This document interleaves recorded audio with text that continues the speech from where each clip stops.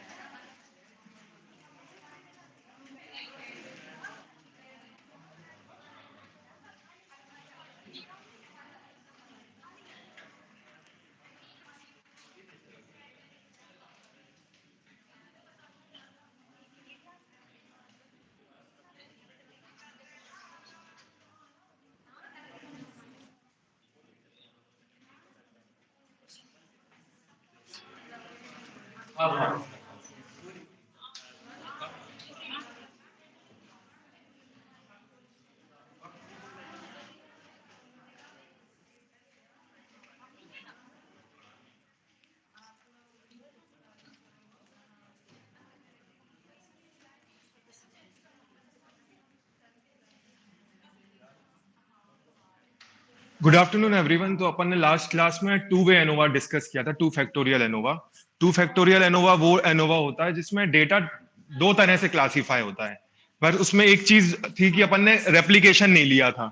Replication का मतलब ये होता है कि सेम क्लासिफिकेशन का एक और डेटा लेना। जैसे कि यहाँ पे अपन ने क्या किया है कि 16, इसको हटा देता हूँ।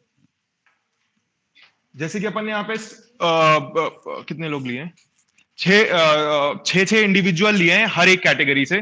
जैसे कि कितने हैं, 36 हो गए क्या, 18 हो गए। 18 लोग लिए हुए हैं यहाँ पे अपन ने, जिसमें कि 6 लोग इंडियन हैं, 6 लोग अफ्रीकन हैं और 6 लोग चाइनीज हैं। और अपन ने 3 तरह की ड्रग ली हुई है। ड्रग मतलब होता है दवाई, ऐसी दवाई जो बीपी कम करती है। तो बेसिकली अपन ये देखना चाह रहे हैं कि बीपी का 3 तरह की दवाइयां हैं जिनका छह तरह के लोगों पे इफेक्ट अपन ने ऑब्जर्व किया है। अगर अपन इसको जैसे एक साइड से ढक लेते हैं तो ये वन वे एनोवा बन जाता है। अगर आप इस साइड से नहीं देखेंगे तो तीन दवाइयों का अगर अपन मीन्स कंपेयर करेंगे तो ये वन वे एनोवा पे आएगा। अगर अपन इसको ऊपर से कवर कर लेंगे तो 6 तरह के लोगों पे क्या इफेक्ट आता है, ये एक वन वे एनोवा बन जाएगा। और जब अपन इन दोनों क्लासिफिकेशन को एक में जोड़ देते हैं, प्लीज बात मत करिए, जिसको बात करना बाहर जा सकता है, कोई दिक्कत नहीं है, क्लास में मत बात करिए। तो दो तरह का ये टू क्लासिफाइड डेटा हो गया, इसको बोलते हैं टू वे एनोवा। बस इसमें एक चीज अपन ने और ऐड कर दी है कि सेम क्लासिफिकेशन में अपन ने एक और लिया है। मतलब एक दो इंडियन लिए हैं जिन पे एक्स ड्रग ली है, मतलब एक्स वाली जो दवाई है उसको दो इंडियंस पे अप्लाई किया है, दो अफ्रीकन को दिया हुआ है, दो चाइनीज को दिया हुआ है। तो ऐसे में क्या हुआ है कि एक क्लासिफिकेशन के दो सैंपल बन गए अपने पास। और इसका फायदा ये हुआ है कि अब अपन इंटरेक्शन देख सकते हैं कि क्या कोई एथनिसिटी और कोई ड्रग का कोई इंटरेक्शन है क्या, दोनों फैक्टर्स में कोई इंटरेक्शन है कि नहीं है।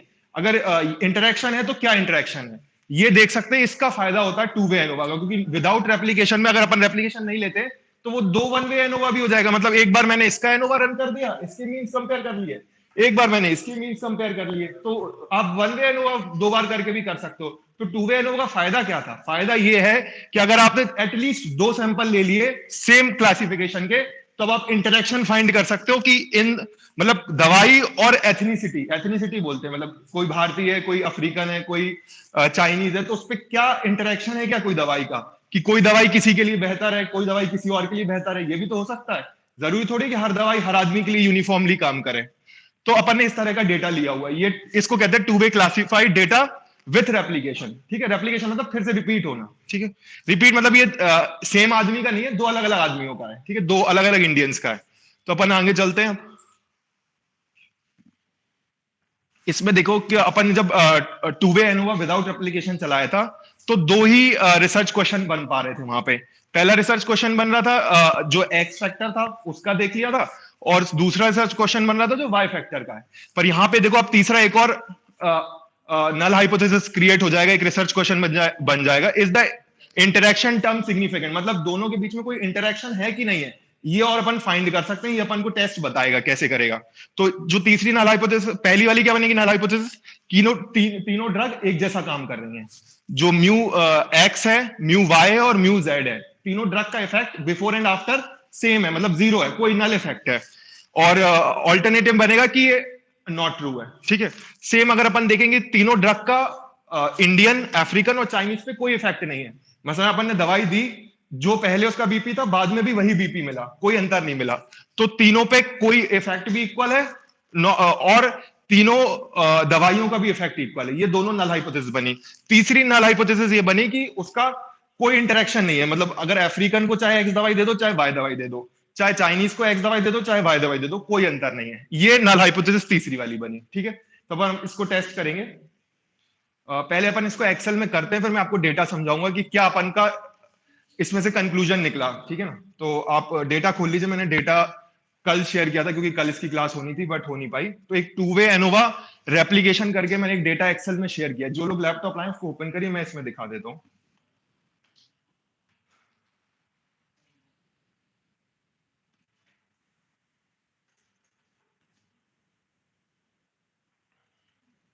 डेटा वैसे ही है जैसा वहां पे दिखाया था ना, ये रहा डेटा।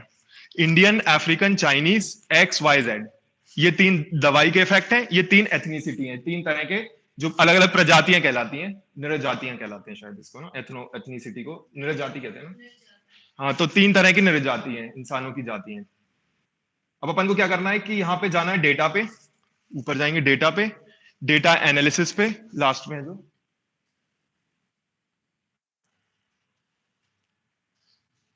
इधर पे चूज करेंगे ANOVA two factor with replication, जिसमें रेप्लीकेशन मेंशन्ड है, उसको ओके करेंगे।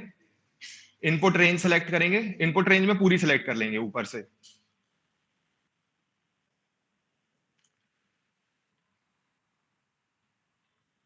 रोज पर सैंपल में वो आएगा कि जैसे इंडियन के 2 सैंपल हैं, अफ्रीकन के 2 सैंपल हैं, चाइनीज के 2 सैंपल हैं, तो रोज पर सैंपल कितना हो जाएगा, 2।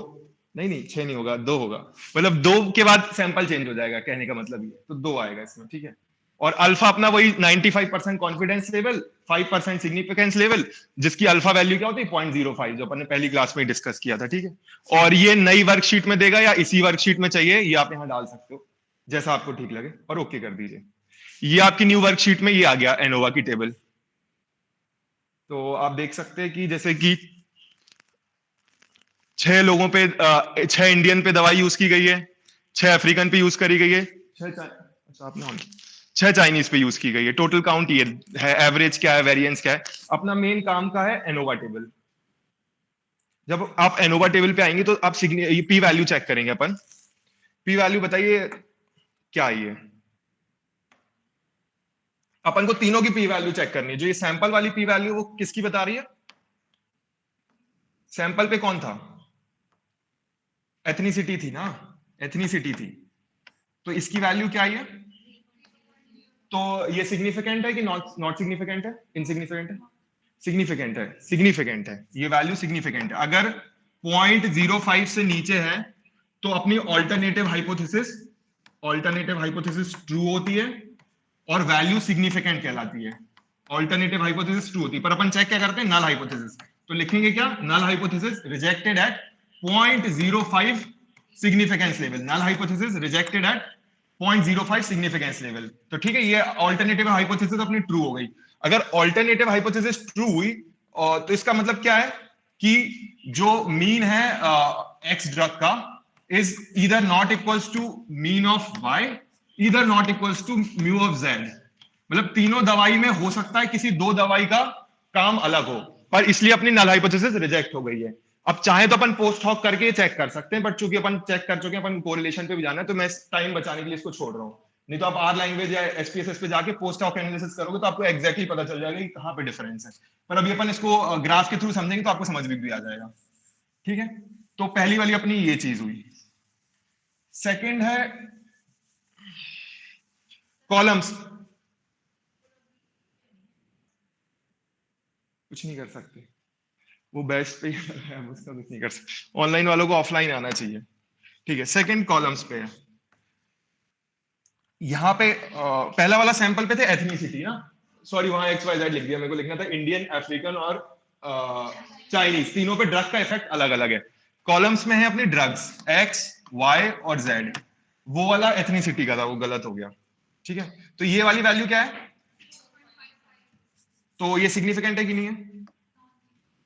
अरे सिग्निफिकेंट है, ये देखो ना, ये minus e to the power -0.5 है, मतलब यहाँ पे 4.5 है ना, इसके 10 टू द पावर -5 अगर लिखोगे तो 0.0000004 और 5 ये आएगी वैल्यू इसकी। तो ये तो बहुत ज्यादा सिग्निफिकेंट हुई, ठीक है ना। ये देखो ये वैल्यू, पी वैल्यू देखो दिख रही है, ठीक है ना। तो ये सिग्निफिकेंट हुई, इसका मतलब क्या हुआ कि तीनों ड्रग का इफेक्ट अलग अलग है, ठीक है ना। तीनों ड्रग का इफेक्ट अलग अलग है, मतलब तीनों ड्रग अलग अलग काम कर रही हैं, उनका मीन सेम नहीं है, ठीक है ना। तो अब आप तीसरी एक और वैल्यू चेक करनी है, मैं अब इसको बॉक्स प्लॉट पे दिखाऊंगा ना तो बहुत क्लियरली समझ में आ जाएगा। इंटरेक्शन का देखो, तीसरा जो अपन अब जब रेप्लिकेशन होता है तो अपन को एक इंटरेक्शन वैल्यू भी चेक करनी पड़ती है। इंटरेक्शन वैल्यू सिग्निफिकेंट है कि नहीं है? ये सिग्निफिकेंट है, तो इसकी ऑल्टरनेटिव हाइपोथेसिस क्या थी, वही ट्रू हो गई। इसका मतलब इसकी भी ऑल्टरनेटिव हाइपोथेसिस ट्रू हो गई। इसकी ऑल्टरनेटिव हाइपोथेसिस ये थी कि दोनों के बीच में इंटरेक्शन है। क्यों, आप नल हाइपोथेसिस याद है कि नहीं है? इसको बंद करना पड़ेगा, मतलब तीनों ट्रू हो गई है ऑल्टरनेटिव्स, ठीक है ना। तो एक बार फिर से चेक कर लेते हैं कि क्या था। देखिए इसकी ऑल्टरनेटिव क्या थी कि तीनों का दवाइयों का अलग अलग इफेक्ट है। इसकी क्या ऑल्टरनेटिव थी कि तीनों तरह के लोगों पे दवाइयों का अलग अलग इफेक्ट है, ठीक है ना। और तीसरी क्या थी कि दोनों के बीच में फैक्टर्स के बीच में इंटरेक्शन भी फाइंड हुआ है। अब क्या होगा वो तुम्हें बॉक्स प्लॉट पे दिखाएंगे, बहुत इजीली समझ में आ जाएगा। आप एक्सेल पे ही खोलेंगे ना, एक्सेल में जब जाएंगे ना यहाँ पे, तो आप डेटा सेलेक्ट करेंगे, इसमें मैं थोड़ा टाइम बचाने के लिए छोड़ रहा हूं। आप जब डेटा सेलेक्ट करेंगे तो यहाँ से इंसर्ट से आ जाएगा, इंसर्ट से आप चार्ट ऐड कर सकते हो जैसा मैंने बनाया है। लाइन चार्ट बॉक्स वहीं पे दिए हुए हैं, तो जैसे भी आप इसको सेलेक्ट करोगे डेटा वो खुद बना देगा। तो मैं अभी डेटा पर समझा देता हूँ। अरे स्लाइड शो करो, ऊपर चला जाता है।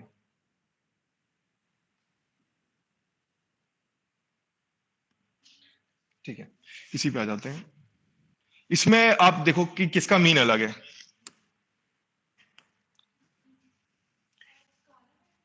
इसका मतलब है एक्स का मीन, एक्चुअल में इसमें थोड़ा सा धुंधला दिख रहा है। जो एक्स का मीन आया ना वो इधर आया है, और वाई का इधर है, और जेड का भी लगभग इधर है।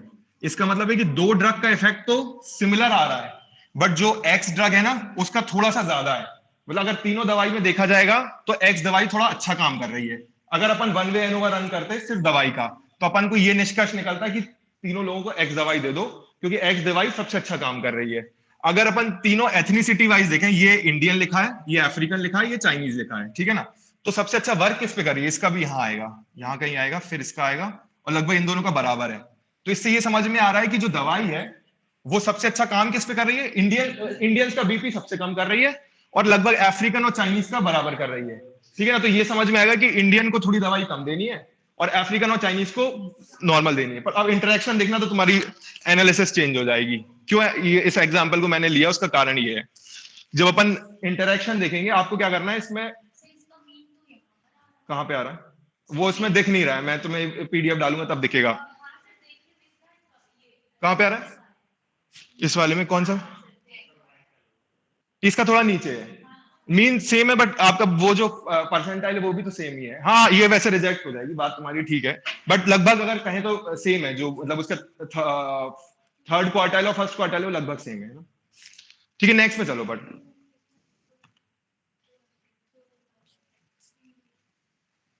अब इसमें एक चीज इंटरेस्टिंग है, कोई ऑब्जर्व कर पा रहा हो तो बताए, तो नहीं तो मैं डिस्कस तो कर ही रहा हूँ।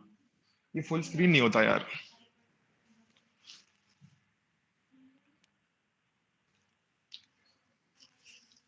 तीनों दवाई में चाइनीज पे कौन सी दवाई सबसे अच्छा इफेक्ट कर रही है, जो ये दो लाइन है ना, ग्रीन लाइन है और ये ब्लू लाइन है, ये चाइनीज की है, ठीक है। चाइनीज पे दोनों दवाई का इफेक्ट है। जो ये वाली ऊपर वाली चल रही है ये इंडियंस की है, और जो ये वाली है ना वो है अफ्रीकन की, ठीक है ना, ये रन कर रहा है, ठीक है। ऐसे इसको हटा देते हैं। नहीं, इसमें जब भी अपन इसको अगर टू वे एनोवा को प्लॉट करेंगे तो हमेशा एक चीज ऑब्जर्व करनी है कि अगर लाइन काट रही है, लाइन काट रही है इसका मतलब इंटरेक्शन है। इसमें एक स्टार पॉइंट ये है कि अगर लाइन ये क्रॉस कर रही है इसका मतलब है कि दोनों फैक्टर्स का इंटरेक्शन है। इसमें अगर आप ऑब्जर्व करोगे एक चीज, दोनों फैक्टर्स का इंटरेक्शन है। दोनों फैक्टर्स का मतलब अगर दवाई चेंज होती है और अलग आदमी को देते हैं तो अलग दवाई, अलग अलग इफेक्ट हो जाता है। देखो अगर एक्स ड्रग हमने चाइनीज को दी तो कम इफेक्ट है, बट अगर सेम वाई ड्रग अगर हमने चाइनीज को दी तो ज्यादा इफेक्ट है। जबकि तुम देखोगे जो अफ्रीकन है और इंडियन है उनमें रिलेटिवली कम इफेक्ट है वाई ड्रग का।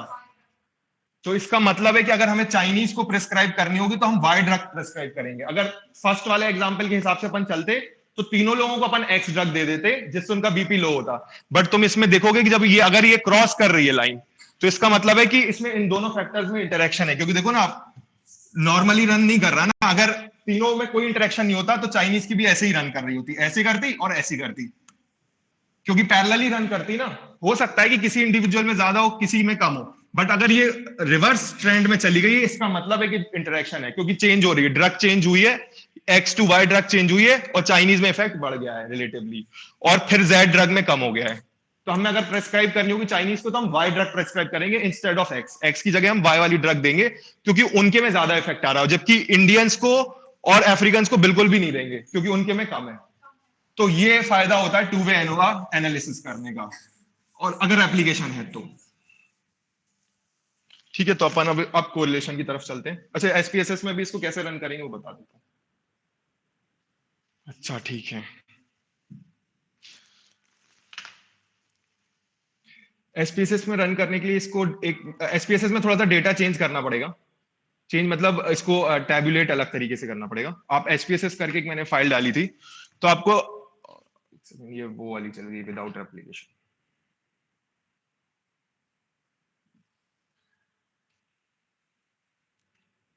एसपीएसएस में डेटा आपको ऐसे डालना पड़ेगा, एथनिसिटी 6 सैंपल इंडियन के, 6 अफ्रीकन के, 6 चाइनीज के, ड्रग्स, मतलब आपको फिर उसके बाद डालना पड़ेगा, फिर आपको डिटेल डालनी पड़ेगी। मतलब इस तरह से टैबुलेट करना पड़ेगा एसपीएसएस में रन करना। पर कमांड बहुत सिंपल है। एसपीएसएस खोलिए,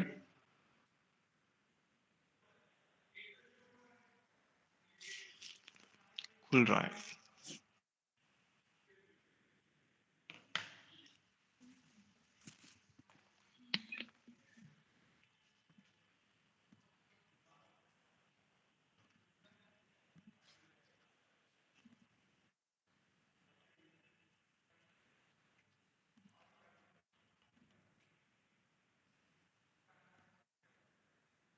two way ANOVA replication for SPSS, इस नाम से फाइल है। आप, मैंने आज भेजी है वो वाली फाइल, आज भेजी है वो, क्योंकि मैंने फिर चेंज करा था उसको। अगर कल लेक्चर होता तो एसपीएसएस पे रन नहीं करते, मैं टाइम बचा लेता, बट इसको फिर आज ही किया मैंने। इसमें जाएंगे अच्छा एक चीज अंतर है, अगर आपको वन वे एनोवा रन करना है तो आप कंपेयर मीन्स पे जाएंगे, पर अगर आपको टू वे एनोवा रन करना है तो जनरल लीनियर मॉडल पे जाएंगे।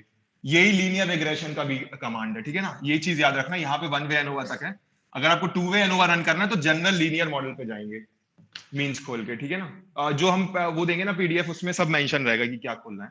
यूनिवेरिएट खोलेंगे, डिपेंडेंट वेरिएबल कौन सा होगा,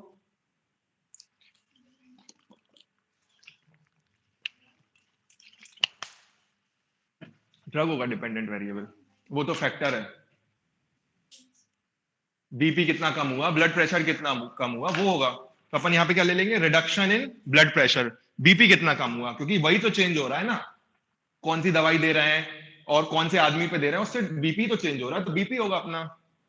और फैक्टर्स कौन से होंगे, क्योंकि टू वे एनोवा है, टू फैक्टर्स यूज किए गए हैं, तो दो फैक्टर होंगे, एक एथनिसिटी होगा, आदमी की कौन सी जाती है और कौन सी दवा दे रहे हैं, तो ये फिक्स फैक्टर पे जाएंगे और ओके कर देंगे। पोस्ट हॉक भी ऑन कर सकते हैं, पोस्ट हॉक ऑन कर देंगे तो वो भी पता चल जाएगा कि कौन से दो सैंपल इक्वल हैं। देखिए इसमें तीनों की सिग्निफिकेंस वैल्यू सिग्निफिकेंट आया, 0.00 आई है, एथनिसिटी की 0.01, ड्रग की 0.00, और एथनिसिटी और ड्रग का इंटरेक्शन वो भी 0, मतलब तीनों वैल्यू सिग्निफिकेंट है।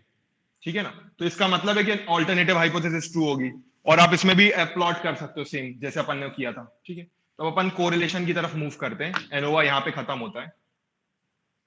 एनोवा में एन फैक्टोरियल एनोवा भी होता है, 3 वे एनोवा भी होता है, 4 वे एनोवा भी होता है, बट वो मैंने भी नहीं सीखा और शायद काम का भी नहीं उतना। 2 वे एनोवा तक ही ज्यादातर काम का है। ठीक है, तो अपन खोलते हैं इसके बाद कोरिलेशन।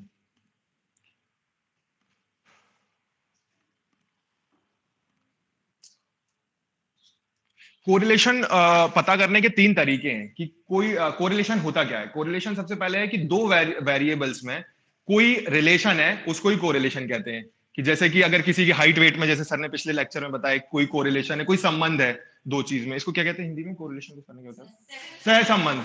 तो बेसिकली दो चीजों में कोई रिलेशनशिप है, कोई सह संबंध है, उसको कोरिलेशन कहते हैं। कोरिलेशन पता करने के 3 तरीके हैं।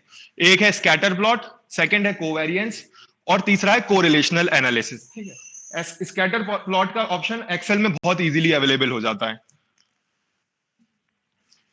उसमें क्या करना है, जैसे ये यहाँ पे अपन क्या रखेंगे, एक्स वेरिएबल रखेंगे, यहाँ वाई वेरिएबल रखेंगे, और वो वैल्यूज को प्लॉट कर देगा कि जैसे एक बच्चे की हाइट 6 फीट है, वेट 30 केजी है, तो जहां पे उसकी वैल्यू आएगी वहां डॉट प्लॉट कर देगा। तो इस तरह से जब वो प्लॉट करेगा तो कोई ना कोई इनमें से कोई एक ग्राफ क्रिएट होगा जो अपन को कुछ ना कुछ चीज बताएगा। अगर अपन जैसे इसमें रिग्रेशन लाइन ड्रॉ करेंगे तो आप देखेंगे सारे डॉट्स को ही मिलाती हुई जाएगी, मतलब डॉट से बिल्कुल दूर नहीं है। अगर बिल्कुल लाइन, रिग्रेशन लाइन कहलाती है, इसको रिग्रेशन लाइन कहते हैं। अगर सारी डॉट्स रिग्रेशन लाइन पे फॉल होती है, इसका मतलब है कि बहुत स्ट्रॉन्ग कोरिलेशन है। मतलब अगर आप कोरिलेशन कॉफिशिएंट निकालोगे कार्ल पियर्सन, वो मैं बताऊंगा कैसे निकालना है, तो उसकी वैल्यू नियर टू 1 आएगी, 1 के करीब आएगी। और अगर कम कोरिलेशन है, जैसे ये इसमें नो कोरिलेशन है, तो कार्ल पियर्सन की वैल्यू कितनी आएगी? 0 आएगी। एग्जैक्टली अगर जैसे अब इसमें रिग्रेशन लाइन फॉल करोगे आप, तो थोड़ा ऊपर है थोड़ा नीचे है, मतलब थोड़ा बहुत अंतर है। स्ट्रॉन्ग कोरिलेशन नहीं कहेंगे, परफेक्ट पॉजिटिव कोरिलेशन नहीं कहेंगे, स्ट्रॉन्ग कोरिलेशन कह सकते हैं। तो यहां पे अगर कार्ल पियर्सन की वैल्यू निकालेंगे तो 0.8 हो सकता है, 0.9 हो सकता है, इसके करीब आएगी। जैसे अभी पिछले एग्जाम्पल में सर ने निकाली थी ना, 0.9 आई थी, तो वो लगभग इसकी आएगी। और अगर इसमें रिग्रेशन लाइन फॉल करते हैं तो इससे देखो आप थोड़ा सा डिफरेंस कहीं कहीं ज्यादा है, तो यहाँ पे वैल्यू थोड़ी कम आएगी, लगभग 0.6 हो सकता है, 0.7 आए। ठीक है ना। ठीक है, अब अपन को इसमें एक चीज और देखनी है कि जो कोरिलेशन है वो दो तरीका हो सकता है। कि हो सकता है कि x directly correlates to y, मतलब इसको डायरेक्टली प्रोपोर्शनल का साइन बोलते हैं। मतलब y की अगर वैल्यू बढ़ेगी तो x की वैल्यू भी बढ़ेगी। ये वाला कौन सा कहलाता है? Positive correlation. इसको कहते हैं पॉजिटिव कोरिलेशन, जो ये ऊपर के 3 एग्जांपल दिखा रहे हैं। ठीक है, दूसरी तरीका का कोरिलेशन होता है x inversely proportional to y। यहां पे y की अगर वैल्यू बढ़ेगी तो x की वैल्यू कम होगी, और इसको बोलते हैं नेगेटिव कोरिलेशन। ठीक है, नेगेटिव कोरिलेशन ये वाले स्कैटर प्लॉट में दिख रहा है। क्योंकि अगर थोड़ा सा ऑब्जर्व करोगे तो यहाँ पे अगर हाइट और वेट है, मान लो यहाँ पे वेट है, यहाँ पे हाइट है, तो अगर हाइट कम हो रही है बच्चे की तो वेट बढ़ रहा है। अलग अलग बच्चे हैं, उनको अपन ने प्लॉट किया है, तो हो सकता है कि जो सबसे छोटी हाइट का बच्चा है वो सबसे मोटा है, और जो सबसे लंबा बच्चा है वो सबसे दुबला पतला है, अगर इस हाइट और वेट के वर्सेज है। ठीक है ना। तो ये अब इसको कहेंगे नेगेटिव कोरिलेशन, और रिग्रेशन लाइन पे फॉल कर रहा है इसलिए परफेक्ट कोरिलेशन। अगर रिग्रेशन लाइन से थोड़ा दूर है तो स्ट्रॉन्ग कोरिलेशन, और ज्यादा दूर है तो वीक वीक नेगेटिव कोरिलेशन। ठीक है, यहां तक सबको समझ में आ गया? समझ में आ गया सबको? ठीक है, तो स्कैटर प्लॉट से भी अपन कोरिलेशन पता कर सकते हैं, बट एग्जैक्ट वैल्यू नहीं आती है। ठीक है, इसके बाद दूसरा तरीका होता है कोवेरिएंस। कोवेरिएंस और कोरिलेशन में वही अंतर है जो किसी बच्चे के मार्क्स और परसेंटेज में है। ठीक है,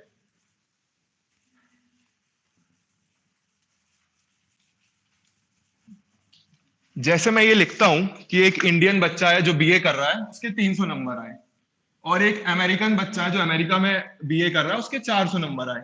आप ये बता सकते हो कि कौन सा बच्चा इंटेलिजेंट है? 400 वाला ना।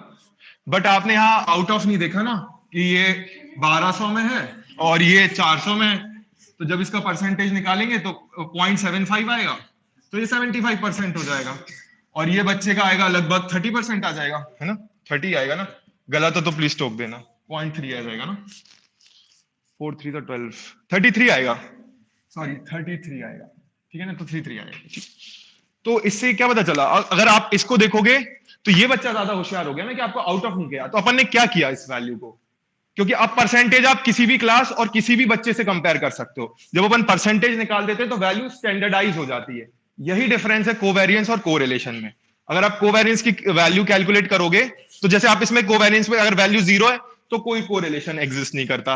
अगर 0 से ज्यादा है, मतलब अगर मार्क्स पॉजिटिव में, तो कोवेरियंस तो है पर आप स्टैंडर्डाइज नहीं कर पा रहे हो। और अगर नेगेटिव में है तो नेगेटिव कोवेरियंस है। ठीक है, कोवेरियंस को इससे ज्यादा जानने की कोई जरूरत नहीं है, अपनी एनालिसिस में कहीं भी यूज नहीं होता। बस ये है कि कोरिलेशन निकालने के लिए कोवेरियंस की जरूरत पड़ती है। और सेकंड थिंग एक और है, एक टेस्ट और होता है, जब अपन ने वेरिएंस किया था ना एनोवा, उसको एनालिसिस ऑफ वेरिएंस कहते हैं, क्योंकि अपन वेरिएंस देख रहे थे ना। एक दूसरा टेस्ट होता है एनोकोवा, अपन इसको नहीं पढ़ेंगे बट सिर्फ नॉलेज के लिए बता रहा हूं, एनालिसिस ऑफ कोवेरियंस। कोवेरियंस में इसमें क्या होता है, अभी तक अपन लोग एक डिपेंडेंट वेरिएबल ले रहे थे, एनालिसिस ऑफ कोवेरियंस में अपन दो डिपेंडेंट वेरिएबल ले सकेंगे। अभी अपन सिर्फ हाइट ले रहे थे, या लास्ट एग्जांपल में अपन ने क्या लिया था, बीपी कितना चेंज हुआ, तो वो वेरिएंस को अपन नाप रहे थे। अगर अपन बीपी के साथ कुछ और डिपेंडेंट वेरिएबल ले लेंगे तो एनालिसिस ऑफ कोवेरियंस हो जाएगा। सिर्फ इतना भर बताने के लिए इसको इंट्रोड्यूस किया, टर्म को पढ़ना इसको भी नहीं है।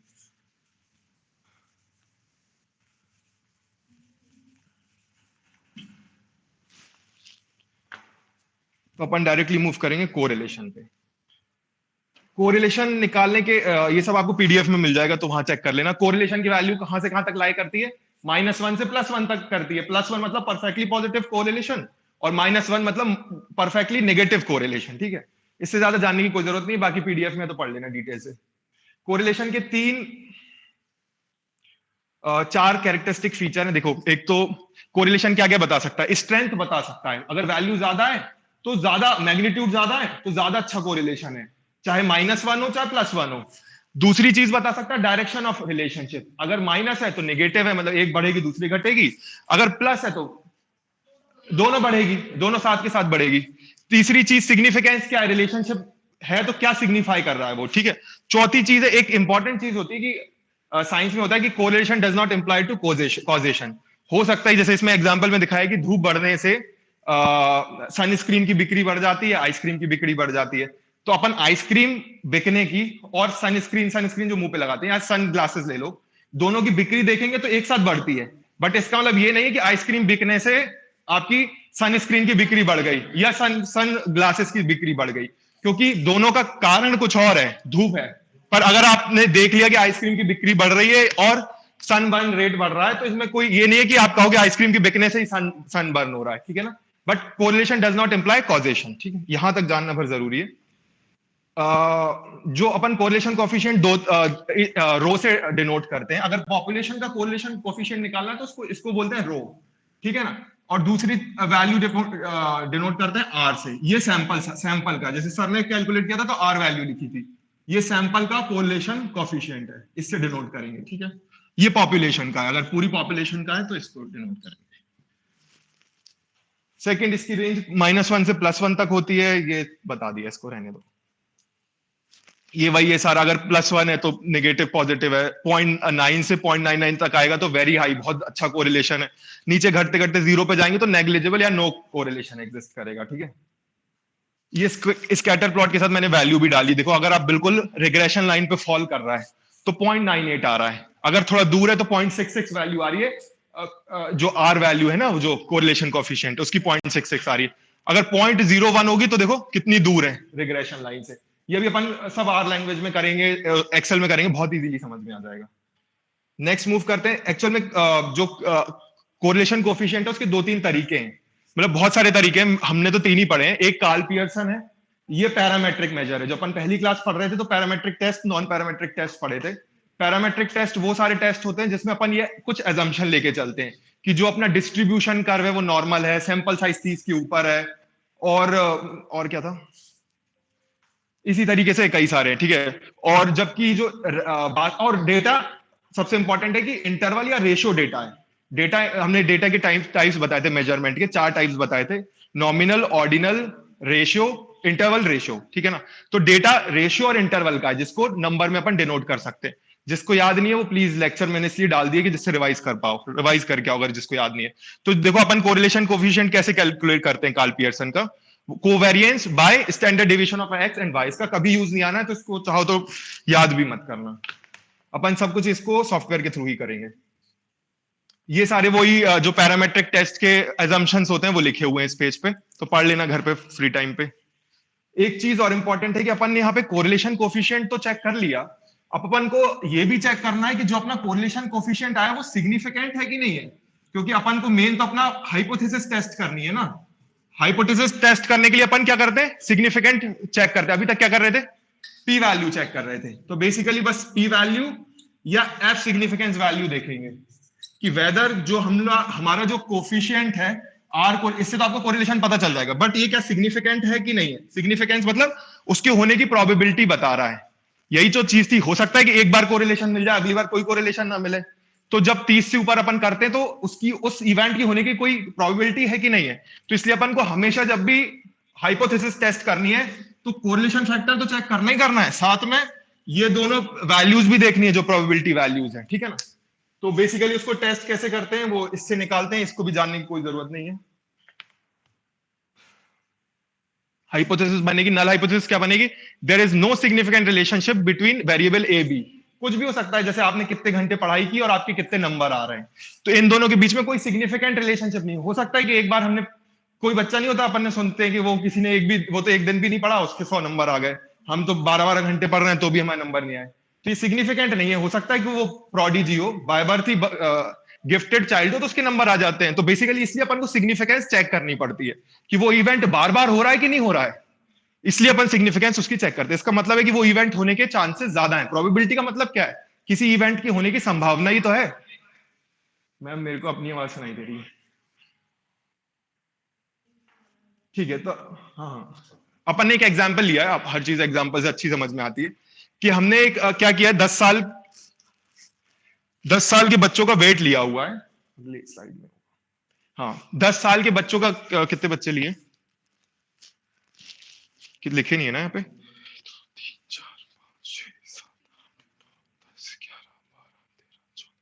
15 बच्चे लिए हैं, ठीक है।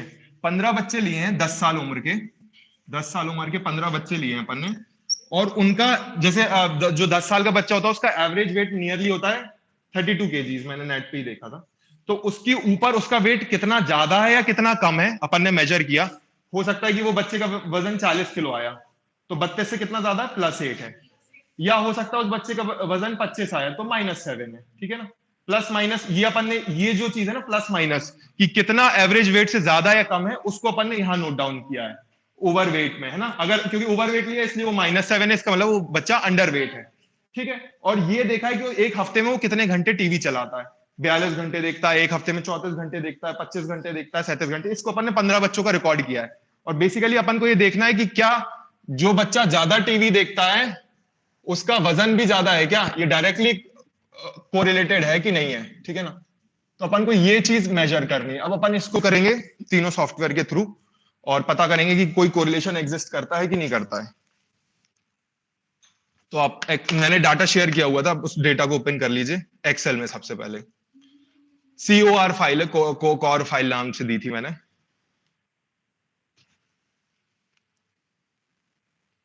ये वाली फाइल है, देखिए इसमें सीधे सीधे टैबुलेटेड है टीवी कितने घंटे वो हफ्ते में देख रहा है और उसका वजन एवरेज वेट से कितना ज्यादा या कितना कम है। तो इस टेस्ट को रन करने से पहले अपन एक ग्राफ प्लॉट करेंगे। तो पूरे वैल्यू को सिलेक्ट कर लो आप नीचे तक, फिर उसके बाद इंसर्ट पे जाइए और रिकमेंडेड चार्ट कौन सा वाला था, स्कैटर ही है,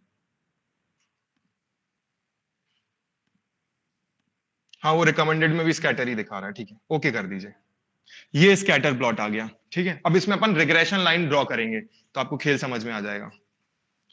यहां प्लस पे जाइए, यहाँ पे एक ट्रेंड लाइन नाम से दिया हुआ है, ट्रेंड लाइन, ये रिग्रेशन लाइन है। इसको MS एक्सेल भर ट्रेंड लाइन कहता है रिग्रेशन लाइन। जैसे ही आप ड्रॉ करोगे आपको देखो कोई कोरिलेशन दिख रहा है क्या दोनों के बीच, बहुत कम तो नहीं है, बहुत कम भी नहीं है, स्ट्रांगली के 0.66 से तो ज्यादा ही है वो। अगर तुम उस, हाँ 0.89 के बीच में आना चाहिए। देखो ना आप, इसमें कोरिलेशन दिख रहा है। मसलन जिस बच्चे ने कम टीवी देखी उसका वजन कम है और जिस बच्चे ने ज्यादा टीवी देखी उसका वजन ज्यादा है। इसमें कोरिलेशन यही समझ में आ रहा है, तो समझने के लिए तो अपन यहीं से समझ सकते हैं, ठीक है। अब अपन टेस्ट करेंगे, रन करेंगे कोरिलेशन का। तो कोरिलेशन फैक्टर निकालने के लिए कितने बड़े बड़े फॉर्मूले थे, 1 घंटे का समय लगा, यहाँ 1 मिनट में हो जाएगा काम, फ्लिक ऑफ सेकंड में हो जाएगा, 1 घंटा भी नहीं लगेगा 1 मिनट भी नहीं लगेगा। डेटा पे जाइए, डेटा एनालिसिस पे जाइए, डेटा पे जाइए, डेटा एनालिसिस हर जगह यहीं पे जाना है। और कुछ कंटिन्यू, अच्छा कोरिलेशन पे जाइए, डेटा, डेटा एनालिसिस, फिर कोरिलेशन। यहां पे इनपुट रेंज सेलेक्ट करिए, दोनों को टीवी और ओवरवेट को पूरा नीचे तक सेलेक्ट कर लीजिए, 16th कॉलम तक, रो तक, और लेबल इन फर्स्ट रो कर दीजिए, मतलब इनको नाम में ले, नंबर में ना ले ले वो, और ओके कर दीजिए। कितना है कार्ल्स पियर्सन कोरिलेशन कोएफिशिएंट? 0.87, 0.9 के करीब है। मतलब टीवी वर्सेस टीवी का तो 1 ही आएगा, ओवरवेट वर्सेस ओवरवेट का 1 आएगा, बट ओवरवेट वर्सेस टीवी का कितना आ रहा है? 0.876। तो कार्ल पियर्सन कोएफिशिएंट कितना हो गया? बाय डिफॉल्ट कार्ल पियर्सन ही कैलकुलेट करेगा। अगर जब अपन आर में जाएंगे ना, तो वहां पे अपन चाहेंगे तो कैंडल और स्पियर्समैन रैंक कोरिलेशन भी कैलकुलेट कर सकते हैं, वो बताएंगे वो कमांड इसी में। अब अपन को सिग्निफिकेंस टेस्ट रन करना है कि ठीक है, हाँ कोरिलेशन तो है दोनों के बीच में, वेदर इट इज सिग्निफिकेंट, मतलब ये सिग्निफिकेंट है अपनी मानने के लिए, नहीं तो उसका कोई मतलब नहीं है, कोई घटना एक बार भी तो हो सकती है, ठीक है। तो अपन को क्या करना पड़ेगा? रिग्रेशन लगा इस पे अप्लाई करना पड़ेगा। तो आप फिर से वहीं जाइए वापस, और रिग्रेशन कहां दिया हुआ है, एक सेकेंड,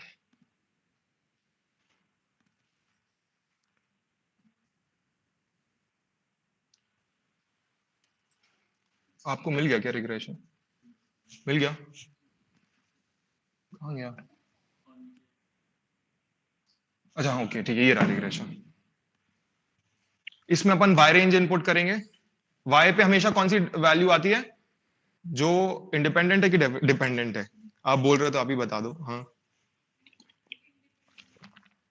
एग्जैक्टली exactly. वाई पे अपन हमेशा इंडिपेंडेंट वैल्यू लेंगे, तो इंडिपेंडेंट वैल्यू क्या है? वेट। और एक्स पे कौन सी आएगी? डिपेंडेंट वैल्यू आएगी, तो अपन टीवी लेंगे। फर्स्ट पे लेबल्स लेंगे, कॉन्फिडेंस लेवल देखिए 95% है। Alpha, confidence level, significance level एक ही चीज है, ठीक है ना। तो इसको एज इट इज रहने देंगे, न्यू वर्कशीट पे रन कर देंगे, ओके दबा देंगे। अब आप यहाँ पे एक चीज ऑब्जर्व करिए, हमेशा जब भी रिग्रेशन टेस्ट होता है तो वहां पी वैल्यू नहीं बताते, रिग्रेशन सिग्निफिकेंस वैल्यू बताते हैं, क्योंकि ये पूरे जो रिग्रेशन का है उसको करेक्टली रिप्रेजेंट कर रहा है। तो सिग्निफिकेंस वैल्यू क्या है? ये भी प्रोबेबिलिटी वैल्यू है, और इसकी वैल्यू क्या है ये आप यहीं बता दीजिए, इसको लगाने की भी जरूरत नहीं। एक चीज और, एक रिग्रेशन में काम आएगा, मैं अभी रिग्रेशन में दोबारा भी बता दूंगा, अभी फिर से पहले बता देता हूं। चालू हो गया। जो मल्टीपल आर है ना, ये कार्ल पियर्सन कोफिशिएंट ही है, कार्ल पियर्सन कोफिशिएंट ही है। मतलब जो अपन ने उधर देखा था ना 0.876 आया था, ये कार्ल पियर्सन है। जो आर स्क्वायर है ना, ये कोफिशिएंट ऑफ डिटर्मिनेशन कहलाता है।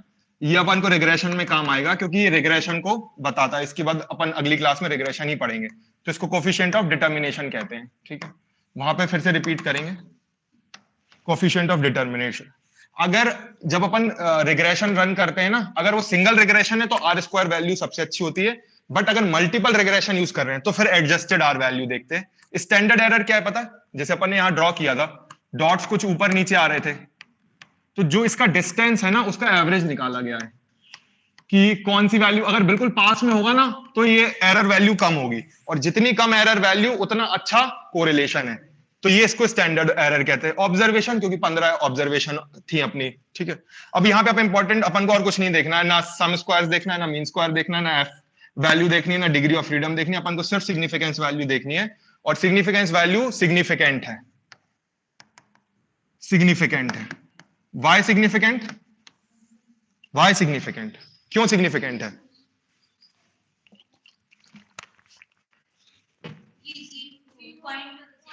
एक ही तो चीज है यार, इतनी सी चीज पूरे स्टैटिस्टिक्स में इतने से तो काम हो रहा है, 0.05 से कम है, इसलिए सिग्निफिकेंट है।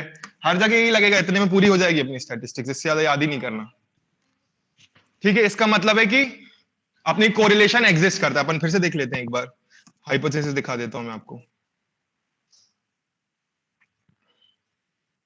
नल हाइपोथेसिस क्या थी कि दोनों में हमेशा नल क्या है, कोई रिलेशन नहीं है, इसका मतलब है, या फिर मीन वैल्यू सेम है, तो अपन जब माइनस करेंगे मीन डिफरेंस तो जीरो आएगा। तो यहां पे कोई वैल्यू, कोई सिग्निफिकेंट रिलेशनशिप नहीं है। ऑल्टरनेटिव क्या शो कर रहा है कि सिग्निफिकेंट रिलेशनशिप है। तो अपनी कौन सी ऑल्टरनेटिव हाइपोथेसिस ट्रू हो गई कि सिग्निफिकेंट रिलेशनशिप भी है, और कार्ल पियर्सन कोफिशिएंट कितना है, 0.876, 876 सीधा। तो मतलब हाई कोरिलेशन शो कर रहा है। मतलब बच्चे का टीवी बंद कर दोगे उसका वजन कम होने लगेगा, वो ज्यादा टीवी देखेगा वो ज्यादा मोटा होगा। इसका निष्कर्ष ये निकल आया। ठीक है, अब इस टेस्ट को अपन, हाँ जी बोलिए। ठीक है, तो अपन इसको, इसी टेस्ट को अपन एसपीएसएस और आर लैंग्वेज में रन करेंगे। ठीक है, तो पहले आर खोल लीजिए, आर स्टूडियो खोल लीजिए, जो लोग लैपटॉप लेके आए हैं प्लीज।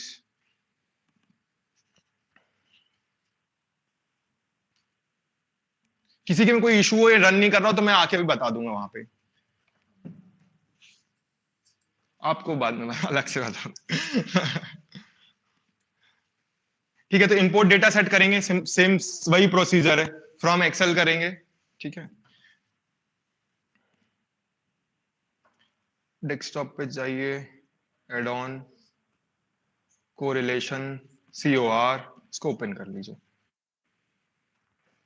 ये डेटा आ गया पूरा अपना। डबल का मतलब और इंटीजर का मतलब न्यूमेरिक वैल्यू ही है। अगर ये डबल लिख के आ रहा है, अगर वहां पे स्ट्रिंग लिख के आ रहा है तो ये कैरेक्टर वाली वैल्यू आपका नाम हो सकता है। अगर डबल लिखा या इंटीजर लिखा है मतलब आपका नंबर है। ठीक है ना, इसको नंबर उसने कैप्चर कर लिया। अगर गलती से, एक बार क्या हुआ था जब सर बता रहे थे तो उनके में नंबर वाली वैल्यू को उसने स्ट्रिंग कैप्चर कर लिया था, तो फिर आपको इसको चेंज करना पड़ेगा यहां से। इसको देखिए, इसमें ऑप्शन आ गया ना, कैरेक्टर और स्ट्रिंग। अच्छा, कैरेक्टर ही भरे, इसमें स्ट्रिंग नहीं है। कैरेक्टर मतलब आपका नाम है, न्यूमेरिक, और डबल मतलब होता है कि नंबर है कोई चीज, तो इसको चेंज करना पड़ेगा आपको। ठीक है, तो जनरली वो सही डिटेक्ट करता है, ऐसा कभी हुआ नहीं, उधर पे हो गया था पता नहीं क्यों। ठीक है, तो ये अपनी वैल्यू इंपोर्ट हो गई। अपन को कमांड क्या रन करने हैं, इसकी मैंने कमांड फाइल नहीं दी थी, बट कमांड्स ही कॉपी कर दिए थे व्हाट्सएप पे। तो आप जिस लोगों के में व्हाट्सएप ओपन होगा वहां कमांड्स लिखे होंगे, वो यही कमांड्स हैं जो यहाँ पे लिखे हुए हैं।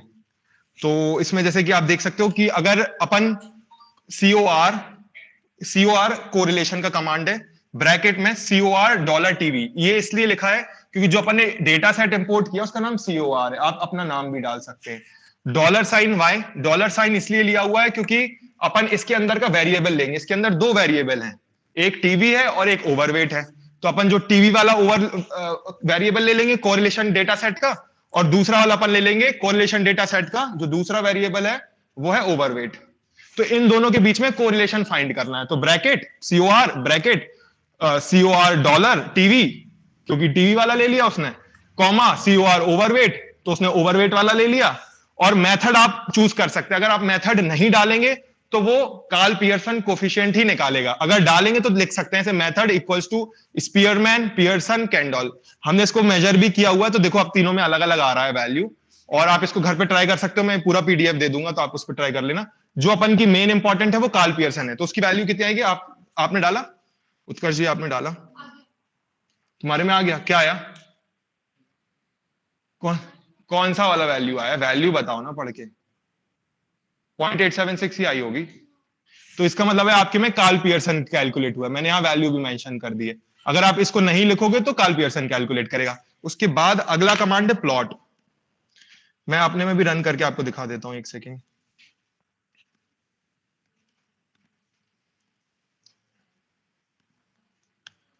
ये देखिए 0.876 आ गई।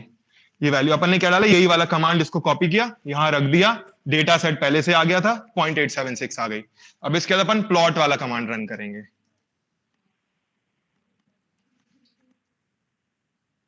बात जिन लोगों को करनी है वो बाहर चले जाएं प्लीज, बाकी लोग डिस्टर्ब हो रहे हैं।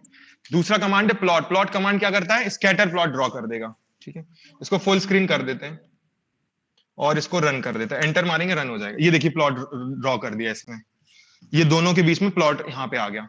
अब अपन को इसमें रिग्रेशन लाइन ड्रॉ करनी है। रिग्रेशन लाइन ड्रॉ करने के लिए पहले रिग्रेशन करना पड़ेगा। रिग्रेशन का फॉर्मूला, इसको कॉपी कर लेते हैं, थोड़ा टाइम बच जाएगा। LN ही है, लीनियर रिग्रेशन ही है। इसको यहाँ पे अपन क्या कर रहे हैं, M फाइल क्रिएट कर रहे हैं। जब भी देखो एरो आता है ना इसमें R लैंग्वेज में, ये कोडिंग की लैंग्वेज है, अगर इसमें ये आपका ये आ रहा है ना साइन, एरो आ रहा है इस साइड, तो एक M नाम का डेटा सेट क्रिएट करेगा जिसमें LM फॉर लीनियर मॉडल, ये रिग्रेशन का कमांड है। तो रिग्रेशन का कमांड रन करेगा ओवरवेट वर्सेस टीवी, क्योंकि ये दो वेरिएबल है, ओवरवेट और टीवी, और डेटा कौन सा उठाना है, सीओआर, जो ये डेटा है इसको उठाएगा, ओवरवेट वर्सेस टीवी की रिग्रेशन रन कर देगा, और इसमें सेव भी कर देगा कि क्या रिलेशन है दोनों में। अपन जब वन सैंपल रिग्रेशन करेंगे तो इसको भी समझाएंगे हम डिटेल से। अभी आप इसको रन करिए, क्योंकि ट्रेंड लाइन जो अपन को रिग्रेशन लाइन ड्रॉ करनी है उसके लिए रिग्रेशन रन करना जरूरी है आर लैंग्वेज में। तो आप जैसे इसको एंटर मारेंगे तो एम नाम का डेटा सेट क्रिएट हो गया जिसमें रिग्रेशन की फाइल सेव हो गई है। ठीक है, मैं बताऊंगा बहुत इजीली, आपको समझ में आ जाएगा कि कितना ओवरवेट होगा या कितने घंटे वो टीवी देखेगा तो कितना वजन होना चाहिए उसका। ये बहुत इजीली कैलकुलेट हो जाएगा। फिर अपन फोरकास्ट कर सकते हैं कि कोई बच्चा अगर 40 घंटे टीवी देख रहा है तो उसका वजन 32 एवरेज है, मान लो कि उसका 45 किलो होगा। ये अपन फोरकास्टिंग कर सकते हैं। ऐसे इवेंट जैसे 24 घंटे से ज्यादा दिन में होते नहीं है, तो अगर 26 घंटे कोई बच्चा पढ़ेगा तो कितने नंबर आएंगे। ऐसी चीजें जो एग्जिस्ट भी नहीं करती अपन उसको भी फोरकास्ट कर सकते हैं। ये फायदा होता है रिग्रेशन का। ठीक है, तो अपन ने रिग्रेशन में डेटा सेव कर दिया। अब अपन को लीनियर लाइन इसमें ड्रॉ करनी है। उसका नेक्स्ट कमांड है ए बी लाइन। अच्छा, किस कलर की लाइन ड्रॉ करें ये बताइए। रेड मेरी बाय डिफॉल्ट है, मैं करूंगा तो वही हो जाएगी। इसमें कोई भी कलर यूज कर सकते हो बेसिकली, जैसे रेड या वायलेट यूज कर सकते हो, ग्रीन यूज कर सकते हो, कोई भी जो कलर आपको पसंद हो। मतलब मैं बता रहा हूं कि आर लैंग्वेज कितनी वेराइड है, कितना वास्ट यूज है उसका। वो अभी उसकी पावर जब समझेंगे जब अपन बहुत हाई लेवल की रिसर्च एनालिसिस में जाएंगे। तो ठीक है, अभी अपन ने वायलेट ले लिया, मैंने आप कोई कलर पिंक बोलोगे तो पिंक भी डाल देंगे। ये इसमें क्या कर रहा है, ए बी लाइन, मतलब एक लाइन ड्रॉ करनी है। ए बी लाइन उसका कमांड है। एम क्यों लिया हुआ है यहाँ पे, कोई बता सकता है? A B line bracket M, M क्यों लिया हुआ है? क्योंकि क्योंकि जो रिग्रेशन का डेटा है ना वो एम डेटा सेट में फीड है। तो वो कह रहा है कि जो लाइन ड्रॉ करनी है ना, तो जो रिग्रेशन लाइन एम में फीड है ना उसको पिक करो। तो एम वाली लाइन, आप ऐसा भी कर सकते हो कि प्लॉट किसी और का कर दिया और रिग्रेशन लाइन इसकी ड्रॉ कर दो। मतलब ऐसी चीज भी हो सकती है, वो एक्सेल में नहीं हो सकती। मसलन आपने कोई अगर और डेटा सेट होता तो मैं उसको प्लॉट कर देता यहाँ पे, समझो घंटे और पढ़ाई का होता, और जो रिग्रेशन लाइन इसकी है मैं इसके ऊपर ड्रॉ कर देता। तो ये भी कर सकते हो। मतलब जितनी आपकी कल्पनाएं जाएंगी उतनी दूर तक आर लैंग्वेज जा सकती है। ये इसका यूटिलिटी है, इसलिए मैं सिखा रहा हूं। नहीं तो आप एक्सेल पे सब कुछ कर सकते हो, ठीक है ना, इतना जरूरी नहीं पड़ेगा। बस ठीक है, इसको एंटर मारेंगे तो देखिए वायलेट कलर की रिग्रेशन लाइन फॉल हो गई, जिसको एमएस एक्सेल ट्रेंड लाइन कहता है। बस 10-15 मिनट ही है। ठीक है, तो ये ड्रॉ हो गया। अब इसको अपन एसपीएसएस में और रन करेंगे, उसके बाद क्लास को छोड़ देंगे। ठीक है, अच्छा एक चीज और, अभी सिग्निफिकेंस टेस्ट नहीं किया अपन ने आर में। सिग्निफिकेंस टेस्ट करने का फॉर्मूला है कोर टेस्ट और वही जो दोनों वेरिएबल्स हैं। और ये टू साइडेड क्यों लिखा है, कोई बता सकता है? टू साइडेड क्यों लिखा हुआ वहां पे? ऑल्टरनेटिव इक्वल्स टू साइडेड, पूरी हिंट है वहां पे।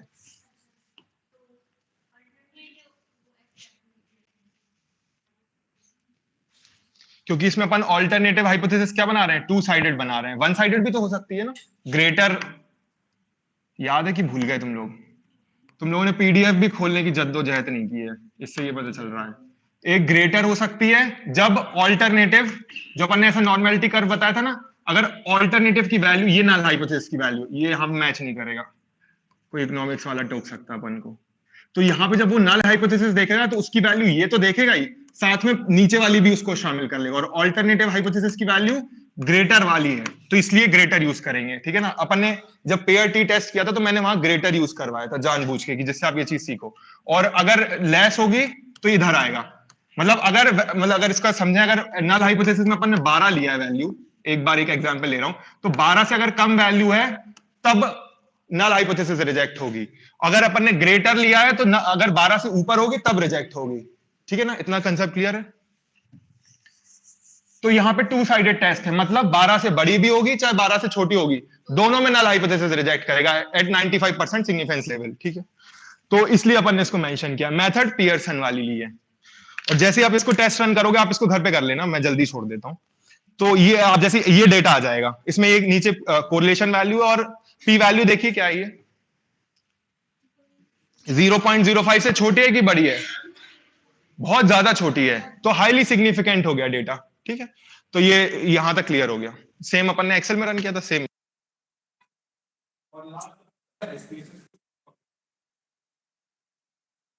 एसपीएसएस में कमांड रन करना है, पहले आप इंपोर्ट कर लीजिए।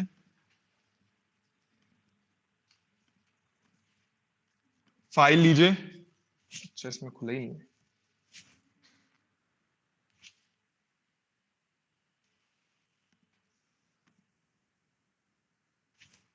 क्या तो नेट स्लो हो गया है।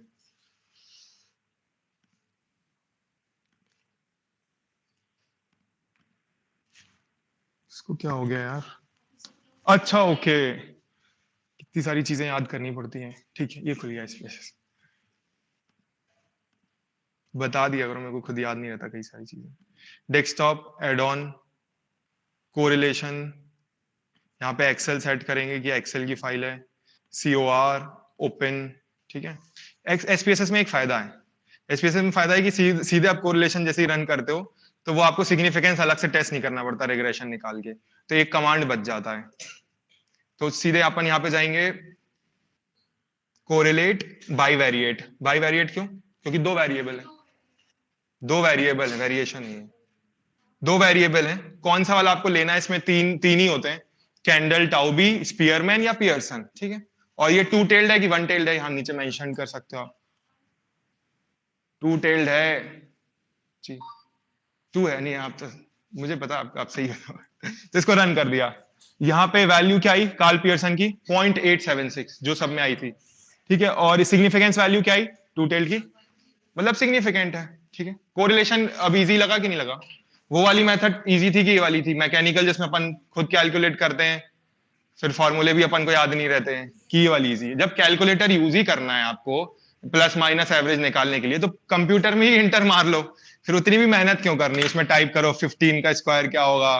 तो ये ज्यादा स्मार्टर वर्क है, क्योंकि आप निकाल ही नहीं सकते उसका स्क्वायर, फिर उसका अंडर रूट करोगे। तो यहां से अपन कोरिलेशन बहुत इजीली उसकी हाइपोथेसिस भी टेस्ट कर सकते हैं कि कोई दो वेरिएबल में कोई कोरिलेशन है कि नहीं। अब अगली क्लास में अपन को रिग्रेशन पढ़ना है, सिंपल लीनियर रिग्रेशन और मल्टीपल लीनियर रिग्रेशन अगली क्लास में स्टार्ट करेंगे। बहुत इजी कंसेप्ट है, और लगभग आपके ज्यादातर most of research question hypothesis से कवर हो जाएंगे।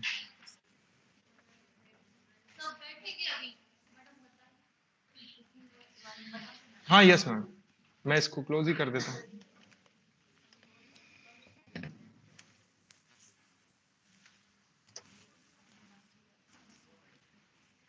पनौठा ही ठीक है ना, पनौठा सही, पनौठा परफेक्ट है, मैम ने बिल्कुल सही बताया, वो पनौठा सही है।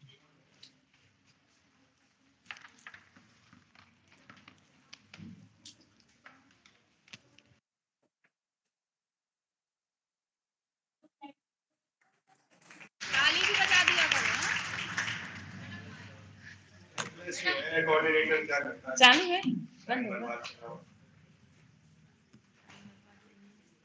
आप लोग के ग्रुप में एक सूचना पड़ी थी कि आप लोगों को विजिट के लिए ले जाया जाएगा। कितने यहाँ पे छात्र हैं जो विजिट पे जाने के लिए तैयार हैं? लगभग सभी, है ना? तो जितने लोग जाना चाहते हैं वो श्रीमती गौड़ मैम है, जो नीरज गौड़ मैम है, और श्वेता मैम है, इनके पास नाम नोट करवा देना, साथ में अपना फोन नंबर। ठीक है, और पनौठा एक गांव है जहाँ पे जनजातियां रहती हैं, तो उनके मध्य आपको ले जाया जाएगा, और वहां की जो उनकी सामाजिक स्थिति है, आर्थिक स्थिति है, कैसे